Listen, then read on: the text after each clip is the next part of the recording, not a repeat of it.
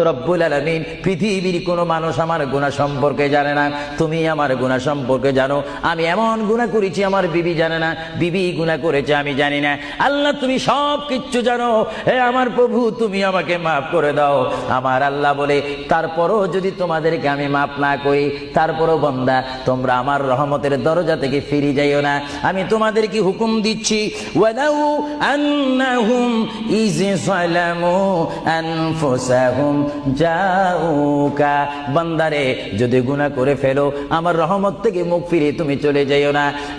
বান্দা আকাশ পরিমাণ যদি গুনাহ করো, পাতাল পরিমাণ যদি গুনাহ করো, সাগরের পানি পরিমাণ যদি গুনাহ করো, পাহাড় তুলনায় যদি তুমি গুনাহ করো, আমার দরবার থেকে তুমি নিরাশ হইও না।